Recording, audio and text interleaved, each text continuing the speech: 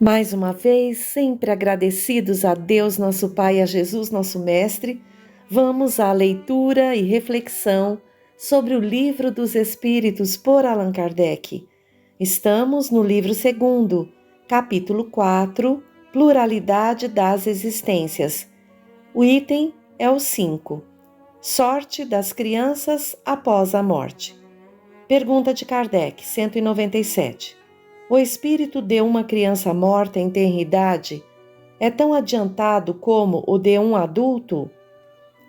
Às vezes, bem mais, porque pode ter vivido muito mais e possuir maiores experiências, sobretudo se progrediu. 197A. O espírito de uma criança pode então ser mais adiantado que o do seu pai? Isso é bastante frequente. Não o vedes tantas vezes na Terra? 198. O espírito da criança que morre em tenra idade, não tendo podido fazer o mal, pertence aos graus superiores? Se não fez o mal, também não fez o bem, e Deus não o afasta das provas que deve sofrer. Se é puro, não é pelo fato de ter sido criança, mas porque já se havia adiantado. 199. Por que a vida se interrompe com frequência na infância? A duração da vida da criança pode ser, para o seu espírito, o complemento de uma vida interrompida antes do termo devido, e sua morte é frequentemente uma prova ou uma expiação para os pais. 199A. Em que se transforma o espírito de uma criança morta em tenra idade? Recomeça uma nova existência. Nota de Allan Kardec. Se o homem só tivesse uma existência, e se após essa a sua sorte fosse fixada para a eternidade, qual seria o merecimento da metade da espécie humana que morre em tenra idade para gozar sem esforço da felicidade eterna?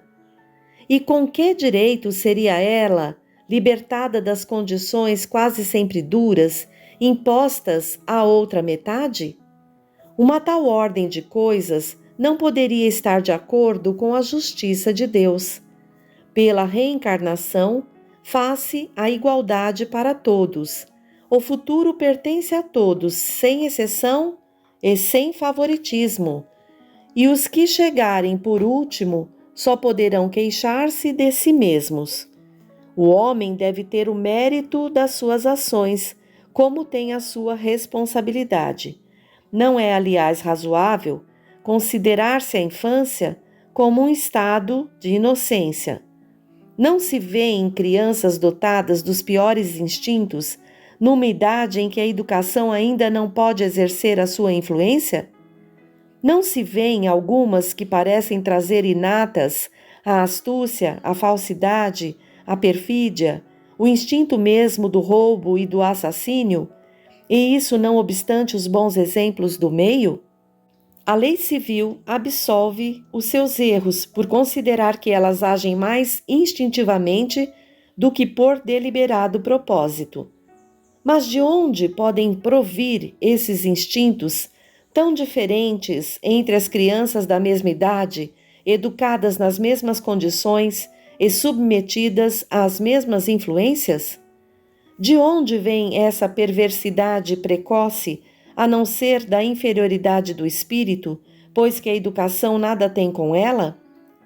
Aqueles que são viciosos é que progridem menos e têm então de sofrer as consequências, não dos seus atos da infância, mas das suas existências anteriores. É assim que a lei se mostra a mesma para todos, e a justiça de Deus a todos abrange. Esse é um tema importante, o qual devemos nos esclarecer. Vimos que os espíritos, para progredirem, precisam reencarnar. E num planeta de expiações e provas, é assim que se dá a reencarnação.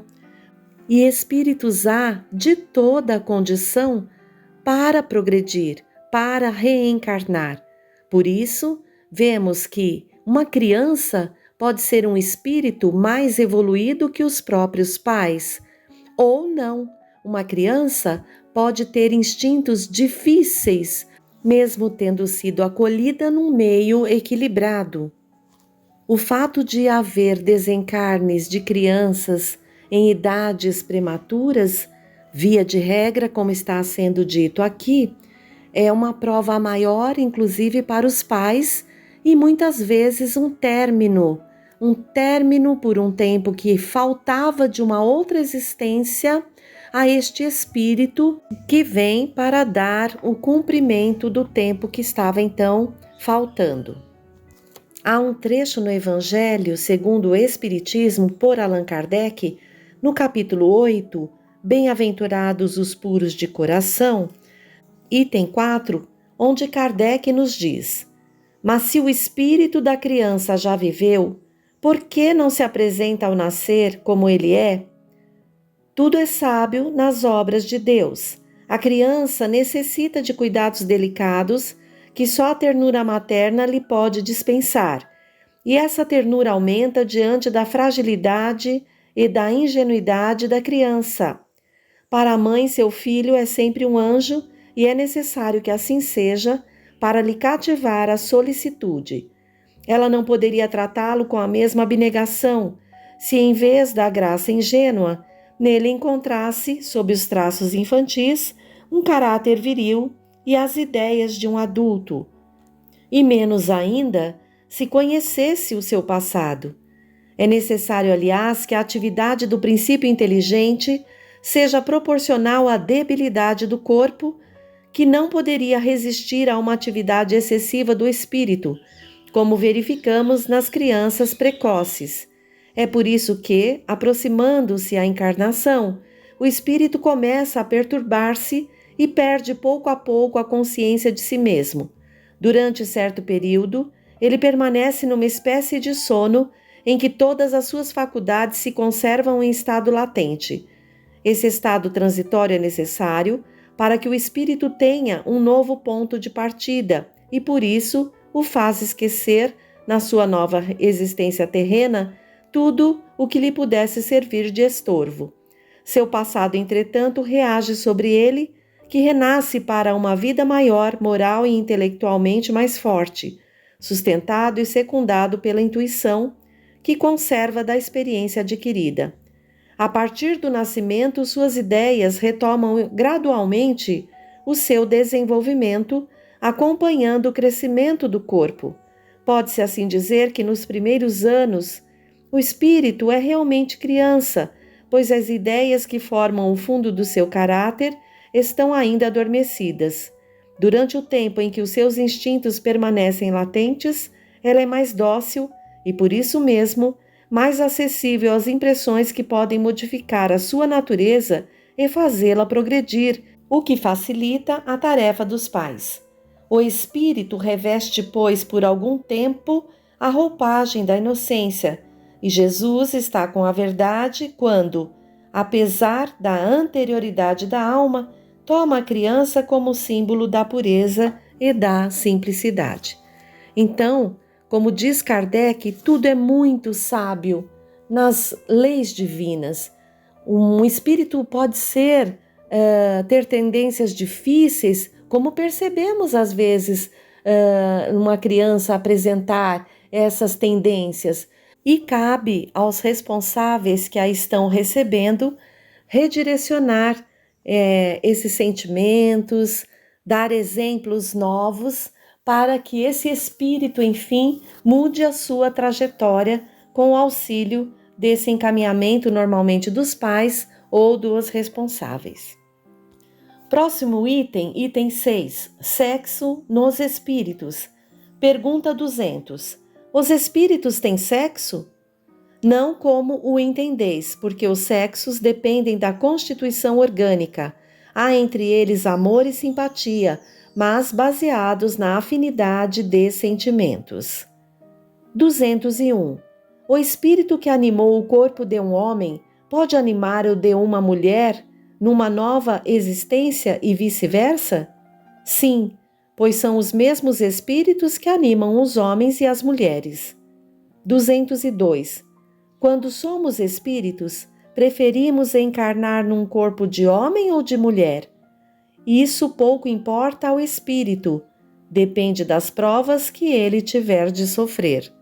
Nota de Allan Kardec.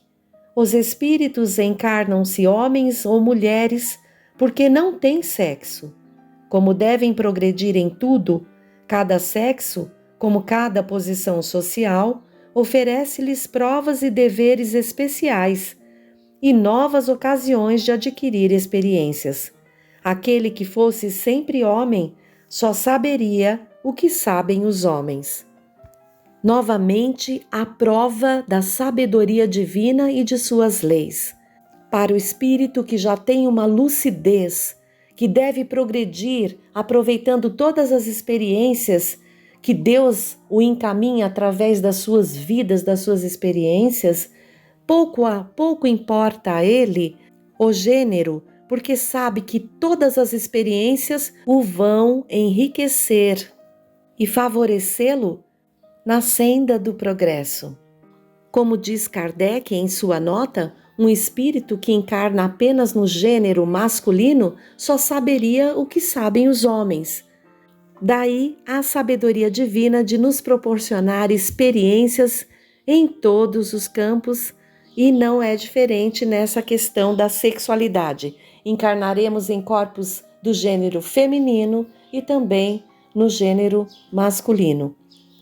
O mais importante, então, é o aprendizado que podemos ter, nos acolhendo e aproveitando as oportunidades das lições que nos são oferecidas. Essas vivências nos permitirão uma elevação no nível dos nossos sentimentos em relação a nós mesmos, ao próximo e a Deus nosso Pai, agradecidos que estaremos por toda a oportunidade que recebemos.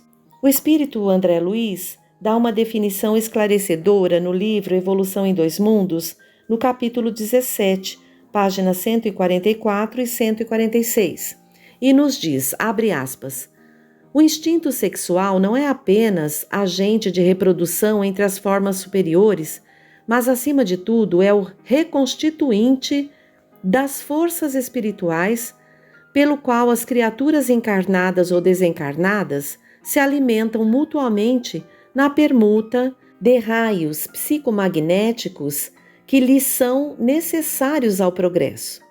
Mais à frente um pouquinho diz, compreendamos, pois, que o sexo reside na mente, a expressar-se no corpo espiritual e, consequentemente, no corpo físico, por santuário criativo de nosso amor perante a vida, e em razão disso, ninguém escarnecerá dele, desarmonizando-lhe as forças sem escarnecer e desarmonizar a si mesmo. Fecha aspas. E a venerável Joana de Ângeles também trata do assunto no livro Estudos Espíritas, na página 152, e nos diz, abre aspas, o sexo, queira-se ou não, nas suas funções importantes em relação à vida, procede do espírito, cujo comportamento numa existência insculpe na vindoura as condições emocionais e estruturais necessárias à evolução moral. Fecha aspas. E Emmanuel, no livro Vida e Sexo, na página 10, nos diz, abre aspas, cada pessoa se distingue por determinadas peculiaridades no mundo emotivo.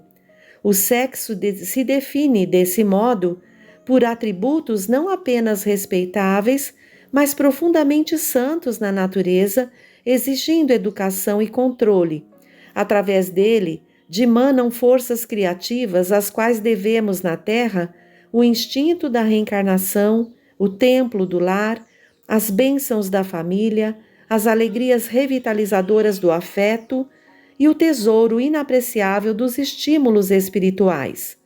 Sexo é espírito e vida, a serviço da felicidade e da harmonia do universo.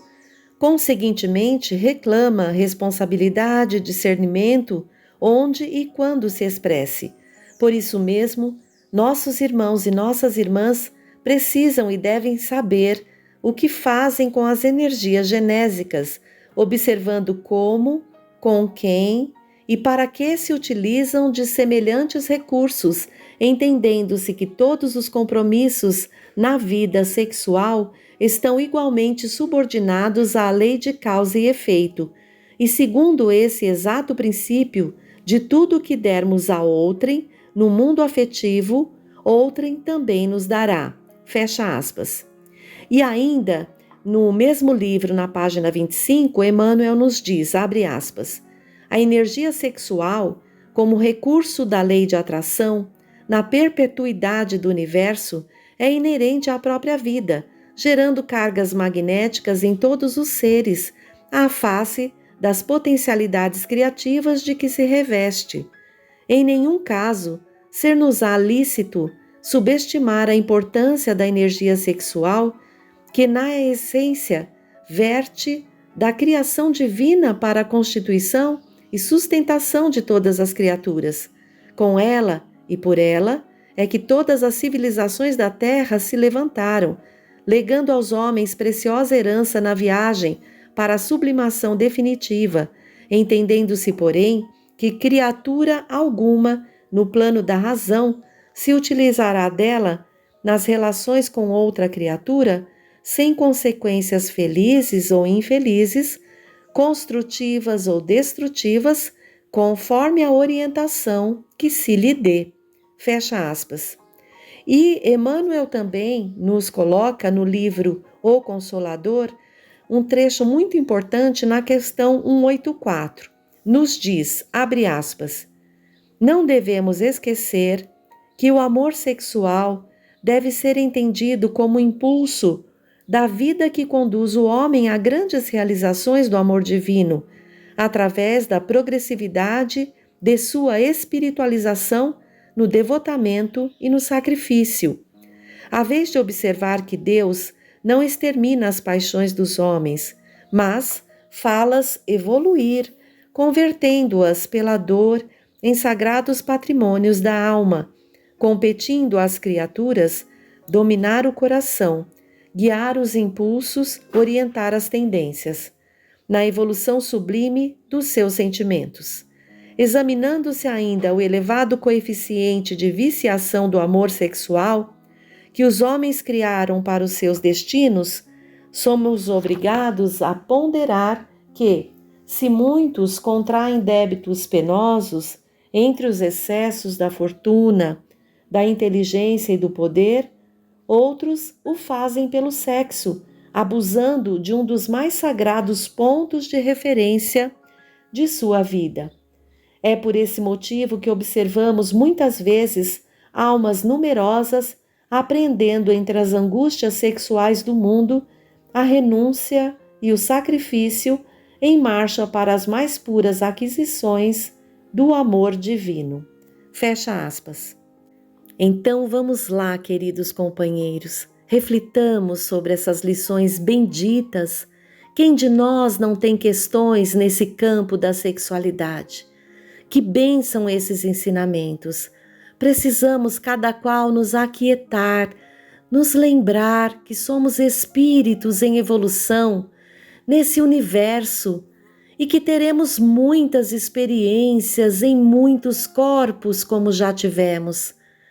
Quantas dores trazemos nesse campo ou infligimos ao nosso próximo? Não vamos nos martirizar, vamos nos acolher, refletir sobre as nossas tendências, nossos instintos, respeitar a condição do nosso próximo, que é nosso irmão acima de tudo. Somos todos filhos do mesmo Deus, que amorosamente nos propicia essas experiências para que possamos, através dos passos que damos, das nossas vivências, sublimar cada sentido que nos é dado. Equilibrar as nossas forças, os nossos centros de força, entre eles o centro genésico, o centro da criação. E haveremos sim de conseguir fazer isso da melhor forma, com a condição que cada um possui e pode desenvolver. Lembremos que temos potencialidades que não conhecemos para nos elevar, mas que basta um pensamento apenas, podemos nos rebaixar. Um pensamento apenas, podemos nos elevar. Que possamos estar sempre vislumbrando o nosso maior exemplo, o Mestre Jesus. Até o próximo encontro.